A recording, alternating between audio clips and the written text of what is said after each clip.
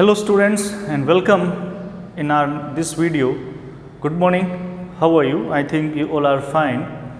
So let's start our next video, and today we are going to do our next poem, and that is Human Abstract, written by William Blake. Remember the previous poem which we had done.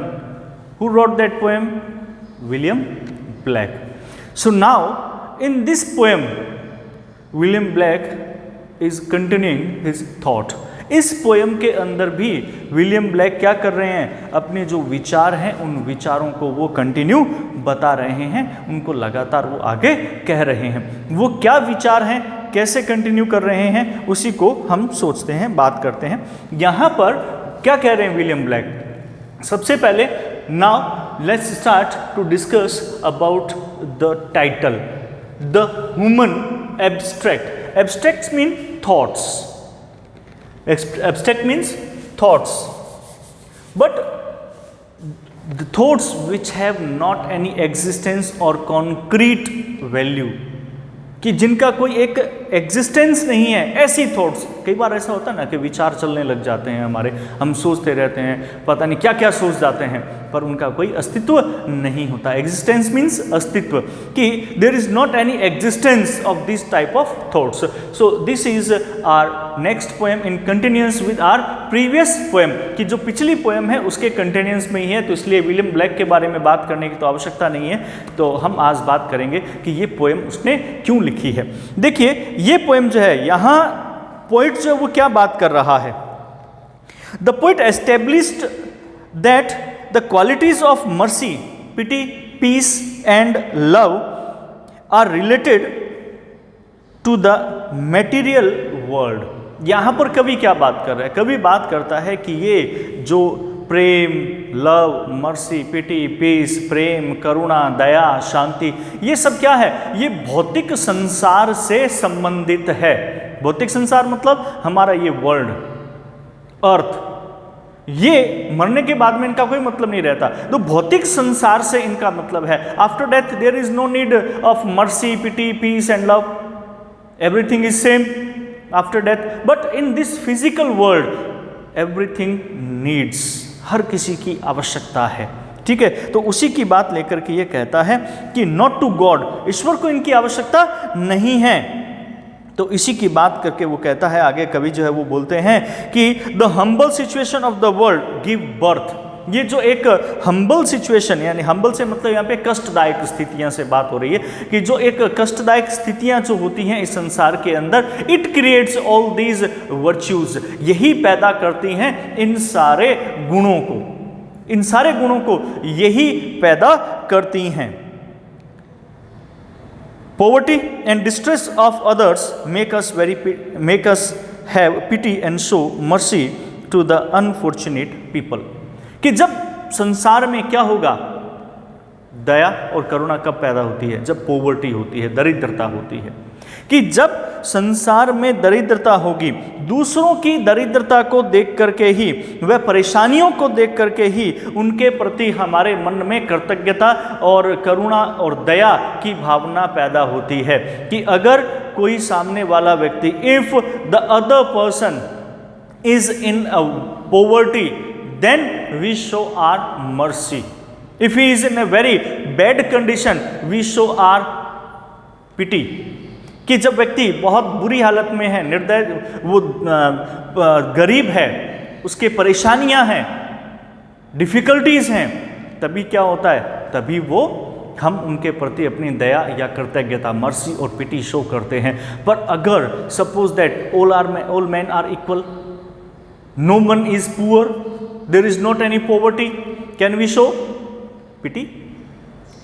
क्या हम पिटी show कर पाएंगे फिर उनके ऊपर? क्या करुणा दिखा पाएंगे? नहीं। अगर सारे व्यक्ति खुश हैं, if everyone is happy, can you show mercy? दुखी व्यक्ति के ऊपर ही तो हम अपनी दया दिखाते हैं, तो नहीं दिखा सकते।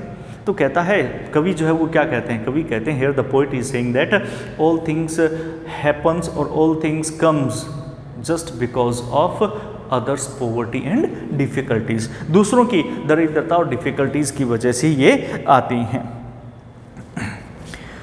यहां पर नेक्स्ट जो पोएट है वो कह रहे हैं कि fear makes us spread peace and selfish love of others teaches us that lesson of true love. यानी कि मतलब क्या है कि भय से परेशान होकर के ही हम शांति का प्रसार करते हैं। हम जब भय से परेशान होते हैं, हमें डर लगता है, तभी हम लोगों को कहते हैं कि यार शांति रहनी चाहिए। जब भय ही खत्म हो जाए तब शांति की बात कौन करेगा? कोई नहीं करेगा। ईश्वर का डर होता है तभी हम शांति की बात करते हैं, ईश्वर का भय होता है तभी हम शांति की बात करते हैं, तभी हम पश्चाताप की बात करते हैं। रिग्रेट तभी आता है when we have some fears. If we have not any fear, then we will never talk about peace. We will never regret on our doings. हम अपने करने पर फिर कभी पश्चाताप ही नहीं करेंगे। तो इसी बात को लेकर के कहता है कि दूसरों के स्वार्थ युक्त जो प्रेम होता है, सेल्फिश जो लव होता है दूसरों का, उसी से ही हम क्या करते हैं, सच्चे प्रेम का जो एक लेसन है, जो पाठ है, वो हम सीखते हैं। तो इन्हीं बातों को जो पोइट है वो यहाँ पर कह रहा है अपनी उसी कंटिन्यूटी के अंदर, जो पिछली पोएम में जो उसने बताया था कि लव, पिटी, पीस और मर्सी जो है वो कैसे क्रिएट होती है, कहाँ कहाँ दिखती है और उसका वैल्यू क्या है। अब आगे उसी की बात जो है वो कवि कर रहे हैं। तो अबाउट द पोएम हमने कर लिया था, फिर भी मैं एक बार फिर वापस से इसको करवा रहा हूँ, वो मैंने अपनी तरफ से जो है वो बताया था। अब यहाँ पर हम देखते हैं अबाउट द पोएम में कवि क्या कहते हैं। This poem offers a closer analysis of four virtues. Here in this poem, the William Blake is analysis of these four virtues, mercy, pity, peace and love. वो एनालिसिस कर रहे हैं, विश्लेषण कर रहे हैं कि इन चार जो वैल्यूज़ हैं, मर्सी, पिटी, पीस और लव, इनका क्या महत्व है। That constituted both God and man in the divine image. जो हमने पीछे हमारी जो पोएम पढ़ी थी, द डिवाइन इमेज, जिसमें वो मनुष्य और ईश्वर दोनों में ही होते हैं। The poet says that pity could not exist without poverty. अब यहाँ पे गॉड क्या कहते हैं, द पोइट सेज, पोइट क्या कहते हैं, पोइट कहते हैं कि pity could not exist without poverty, कि अगर दरिद्रता नहीं होगी तो हम किसी के ऊपर अपनी करुणा नहीं दिखा पाएंगे, पिटी नहीं शो कर पाएंगे। And mercy would not be necessary, और मर्सी की भी आवश्यकता नहीं होगी इफ़ एवरीवन वाज हैप्पी, कि जब हर कोई क्या होगा, खुश होगा, तो हम किसी पे दया भी नहीं दिखा पाएंगे। This poem satirises each of these virtues. तो यहाँ पे ये पोएम क्या कर रही है, सेटराइज कर रही है। सेटायर मतलब व्यंग करना। यहाँ पर ये कवि व्यंग कर रहा है इन वर्च्यूज के ऊपर, showing what happens to them, और ये दिखा रहा है कि उनके साथ में क्या होता है। व्हेन कैलकुलेशन रिप्लेसेस स्पॉन्टेंटली, कि जब हम क्या करते हैं, हम अपनी जो स्वाभाविकता है, स्पॉन्टेनिटी जो होती है, हमारी जो सहजता है, उसको हम बदल देते हैं, उसको हम खो देते हैं। एंड सेल्फ राइटियस, और हमारी जो एक घमंड वाला दम भी, एक व्यवहार जब हम में पैदा हो जाता है, तो morality absorbs innocent joy and understanding. तो हम क्या करते हैं, हमारी जो नैतिकता है वो हमारी खत्म हो जाती है, और हम दूसरों की नैतिकता को भी क्या करते हैं, छीन लेते हैं। और वो नैतिकता किसकी होती है, इनोसेंट लोगों की होती है, उनकी खुशियाँ और उनकी समझ को हम छीन लेते हैं। तो इसी बात को कवि यहाँ इस पोएम में बताना चाह रहे हैं। ठीक है, तो चलो अब हम पढ़ते हैं the human abstract. Okay, look at here. Pity would be no more if we did not make somebody poor. The poet is saying here, pity would be no more. Pity means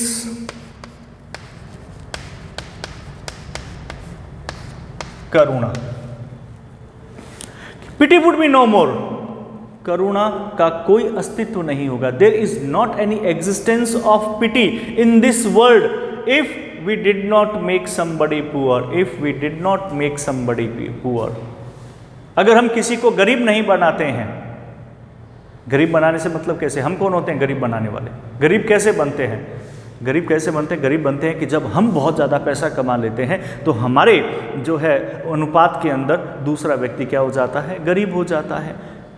तभी तो गरीब बनते हैं कि जब हम ज़्यादा पैसा कमा रहे हैं। अगर मान लो मैं भी पैसा नहीं कमा रहा, आप भी पैसा नहीं कमा रहे, तो दोनों बराबर हैं। आप जो है ज़्यादा पैसा कमा लिया तो मैं गरीब हो गया, मैंने आपसे ज़्यादा पैसा कमा लिया, आप गरीब हो गए। So these things, if someone is making too much money, if someone is earning too much money, he become a rich person, and when a person become rich, the other is poor in front of him, उसके सामने दूसरा क्या है, गरीब है। तो इसी चीज़ को लेकर के कहता है कवि क्या कहता है कि pity would be no more, करुणा जो है वो इस संसार में ही नहीं होगी, if we did not make somebody poor, यदि हम क्या करते हैं, किसी को गरीब नहीं बनाते। अर्थात कहने का मतलब क्या है कि हम स्वयं किसी दूसरे व्यक्ति से धनवान नहीं हो जाते, अधिक धनवान नहीं हो जाते, तब तक हम किसी के ऊपर करुणा नहीं दिखा सकते। We can't show pity on others. Clear? Now, and mercy no more, there will be no existence of mercy in this world if all were as happy as we, if everyone is as happy as we are. तो कवि क्या कहते हैं यहाँ पे, कवि कहते हैं कि एंड मर्सी नो मोर, और दया, मर्सी मतलब दया, कि दया भी इस संसार के अंदर और ज्यादा नहीं होगी, अर्थात दया का भी कोई अस्तित्व नहीं होगा इस संसार के अंदर। कब?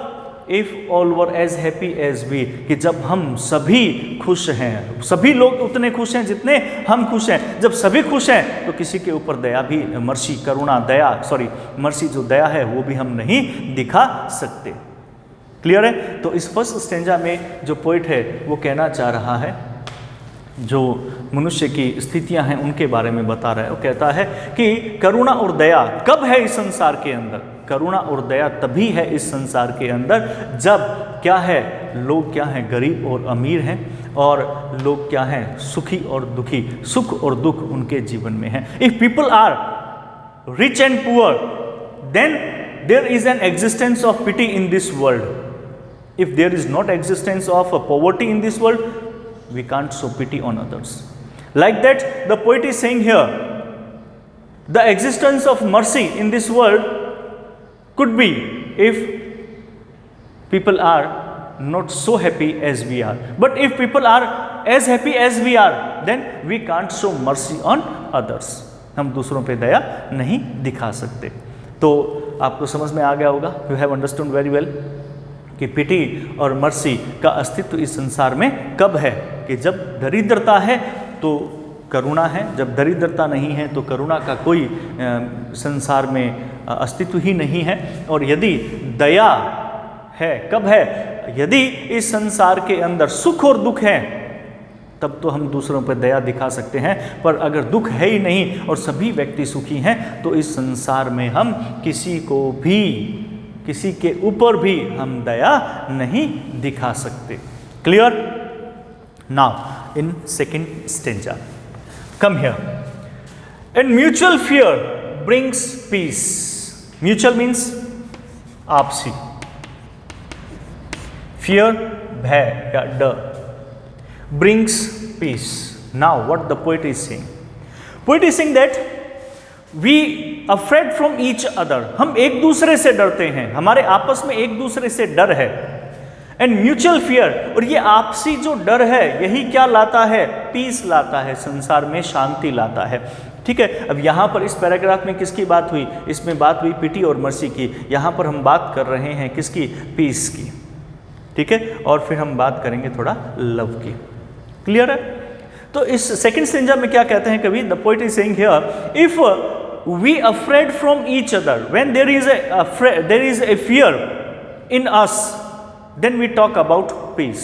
अगर हम एक दूसरे से डरते हैं तभी तो हम शांति की बात करते हैं। अरे नहीं यार, उसमें ज़्यादा ताकत है, वो मार देगा, छोड़ो यार, इसमें क्या लेना, ख़त्म करो बात को, इस तरह से बातें करते हैं।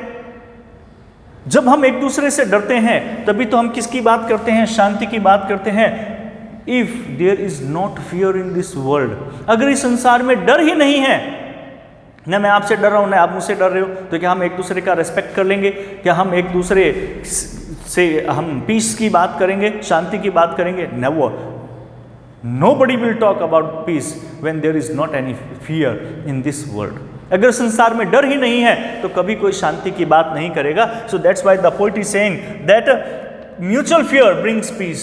आपसी जो डर होता है वही क्या लाता है, वही शांति लाता है। Till the selfish loves increase, और ये कब तक है, जब तक कि the selfish love increase. Selfish मतलब स्वार्थी, लव्स मतलब प्रेम, इंक्रीज मतलब बढ़ना, कि जब तक कि स्वार्थी प्रेम बढ़ता है तभी तक हम क्या करते हैं, आपस में एक दूसरे से संबंध रखते हैं, शांति की बात करते हैं। I am repeating all these lines again.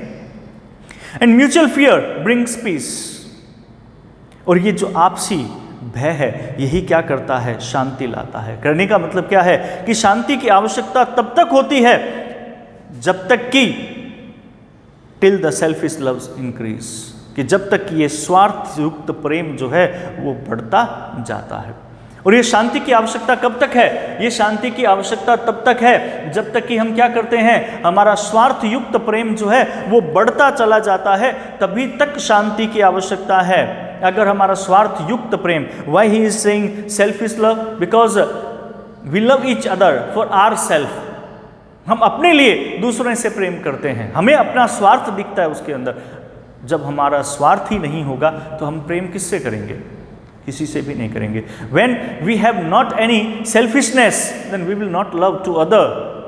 So that's why what the poet is saying here, the poet is saying here that mutual fear brings peace. When we are afraid from each other, there is a fear in us, then we talk about peace and we bring peace. And this peace will remain in this world as till our selfish loves increase, कि जब तक कि हमारा स्वार्थ युक्त प्रेम आपस में बढ़ता चला जाता है तब तक ही शांति यहां पर रहती है।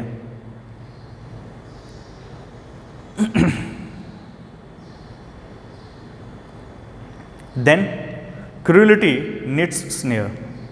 Once we lost our fear and peace, once we lost our fear, we are not loving each other for our selfishness, then what will happen? Then cruelty needs snare. कि जब हमने क्या कर दिया, बहुत ध्यान से सुनना इस चीज को, कवि क्या कहते हैं, the poet is saying that when there is not a fear in this world, संसार में भय नहीं है तो शांति नहीं है, there is not any peace, शांति नहीं है। शांति नहीं है तो स्वार्थ युक्त प्रेम भी नहीं है, क्योंकि शांति तब तक है जब तक कि स्वार्थ युक्त प्रेम क्या है, बढ़ता चला जाता है। जैसे ही ये दोनों खत्म हुआ, इंसान क्या हो गया, क्रूअल हो गया। As both things will vanish from the human life, a man will become cruel. एक आदमी क्या हो जाता है, क्रूर हो जाता है। शांति की बात नहीं है, डर उसमें है नहीं, और जब आदमी के मन से डर निकल जाता है तो वो दूसरों के प्रति क्रूरता दिखाना शुरू करता है। तो यही बात वो कहता है, देन क्रूलिटी नीड्स स्नेयर। हकीकत है, सोच के देखो, think about it, this is reality. If you have any fear, not any fear, you will become cruel, you will think cruel things for others. Then cruelty needs snare. तब क्या करती है ये क्रूरता जो है, वो क्या करती है, निट्स मतलब बुनना, गूंथना, स्नेयर यानी कि जाल।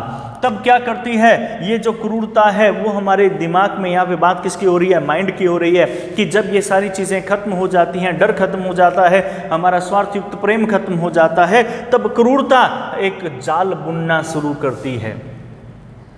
मान लो आप एक दूसरे से पहले प्रेम करते थे, अब आपने प्रेम करना बंद कर दिया, आपसी भय खत्म हो गया। जैसे ही भय खत्म हुआ तो आप सोचोगे यार मैं कैसे न कैसे करके इसको नीचे गिराऊं। दूर आगे बढ़ने के लिए दूसरों के जो है आप कंधे का सहारा लेना शुरू कर दोगे। ये सब क्या है, क्रूरता ही तो है। All this things are cruel things. So that's why the poet is saying this things here.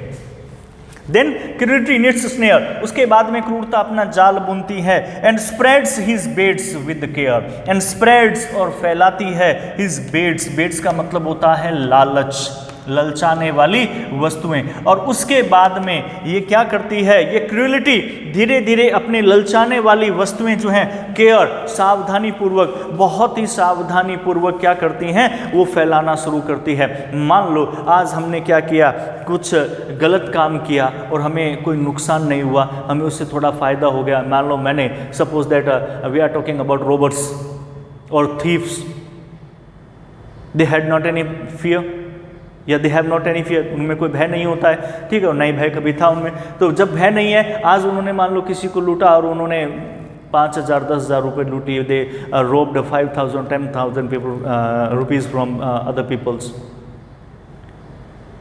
उन्हें कुछ भी नहीं हुआ। तो क्या हुआ? लालच बढ़ा। ये क्रूरता थी और उस क्रूरता ने क्या किया? लालच बढ़ा दिया। लालच बढ़ा तो वो क्या करेंगे? दोबारा करेंगे। ये क्या है? बहुत ही सावधानी पूर्वक बुना गया एक क्रूरता का जाल है। और वो धीरे धीरे ऐसे ही मान लो क्लास के अंदर होता है, आप कोई एक जाल बुनते हैं किसी के लिए और सक्सेस हो जाते हैं, तो फिर आपके मन में आता है कि चलो और आगे हम ऐसा, तो वो आदमी धीरे धीरे उसमें बढ़ता चला जाता है और उस दलदल में वो फंस जाता है। इसी को कवि यहाँ पर डिस्क्राइब कर रहे हैं। I am repeating all these lines again. Okay, a mutual fear brings peace. एक आपसी शांति जो है वो क्या करती है, सॉरी, एक आपसी भय जो है वो शांति को जन्म देता है। Till the selfish loves increase, और ये शांति तब तक रहती है जब तक कि एक स्वार्थ युक्त प्रेम बढ़ता चला जाता है। Then cruelty needs a snare when once the fear and love vanished. एक बार जब भय और प्रेम खत्म हुआ तब क्या होगा? क्रूएलिटी, ये निर्दयता जो है, नीड्स ए स्नेयर, वो एक जाल बुनना शुरू कर देती है। And spreads his baits with care, और वो अपना जो चारा, अपने ललचाने वाली जो वस्तुएं हैं उनको वो फैलाना शुरू कर देती है, उनको डालना शुरू कर देती है बहुत ही सावधानी पूर्वक। कवि का कहने का मतलब क्या है कि जब हम भय और स्वार्थ युक्त प्रेम का सामना नहीं करते हैं, जब तक करते हैं तब तक हम शांति और जो है प्रेम की बात करते हैं। जब एक बार हमने स्वार्थ युक्त प्रेम और भय का सामना करना बंद कर दिया, हम जब उसका सामना नहीं करते, मुकाबला नहीं करते, तब निर्दयता अपना जाल जो है वो बुनती है हमारे दिमाग के अंदर और सावधानी से आगे बढ़ती चली जाती है और अपना जो चारा है वो डालती है, अर्थात अपना प्रलोभन हमें वो देती है और हमें आगे फंसाने का प्रयास करती रहती है। कौन? क्रूरता। हमारे क्रूरता किसे कहा गया? Bad thoughts in our mind, कि हमारे विचार, जो बुरे विचार हैं हमारे दिमाग में, वो फिर क्या है? आगे से आगे बढ़ते चले जाते हैं। Is it clear? Okay, now next one. He sits down with holy fear. Once he committed any crime, after that, what happens? He afraid from God. एक बार जब अपराध कर दिया तो अपराध करने के बाद में फिर सडनली क्या होता है? भगवान का डर आता है। अरे यार, भगवान मुझे पाप दे देंगे। फिर वो क्या करता है? वो डरता है किससे? होली। होली मतलब गॉड। Fear, डर। कि he sits down, after that he regrets, वो पश्चाताप करता है, ठीक है। he sits down with holy fear, वो क्या है? ईश्वर के डर से फिर बैठ जाता है, एकदम से उसे ईश्वर का डर लगता है। and waters the ground with tears, and after that he waters the ground, वो धरती को भिगा देता है with tears, आंसुओं के साथ में। आंसू किसको शो कर रहे हैं? रिग्रेटनेस, पश्चाताप को शो करते हैं।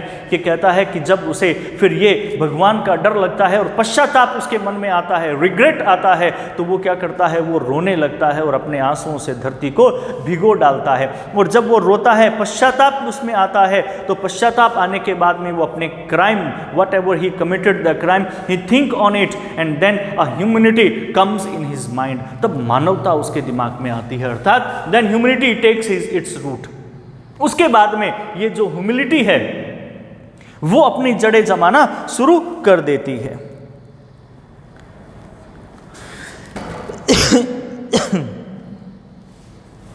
ह्यूमिलिटी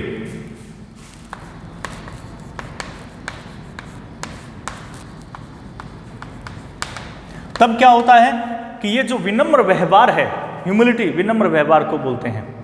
विनम्र व्यवहार मतलब किसी के साथ में अच्छा जो व्यवहार किया जाता है उसको हम विनम्र व्यवहार कहते हैं, ठीक है। तो उसके बाद में वो क्या करता है? हम्बल बिहेवियर करना शुरू कर देता है।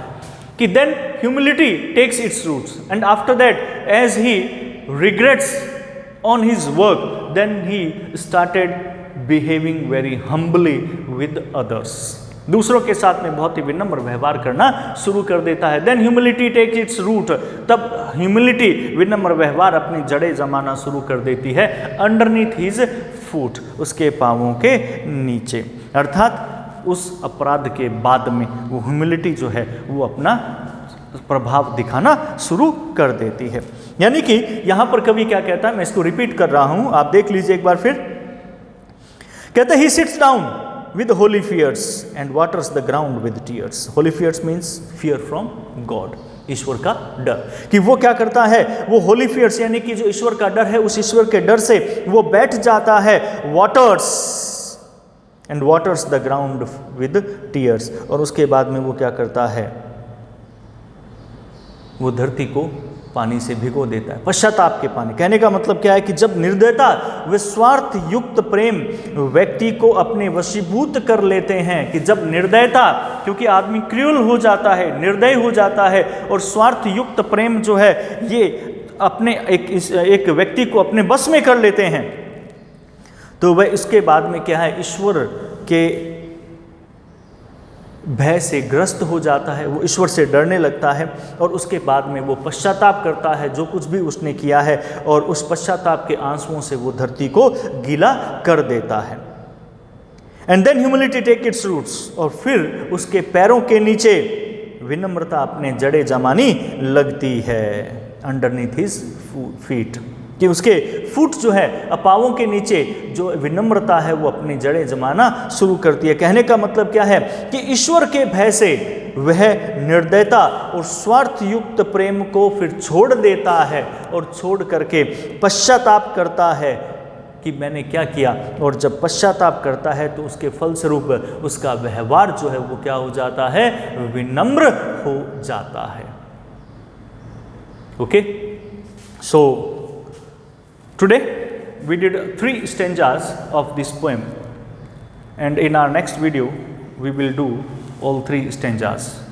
So before our next video, listen to it very carefully, listen this video very carefully, and if you have any doubts then you can send me a message. Okay, so till then, goodbye and have a nice day. Thank you.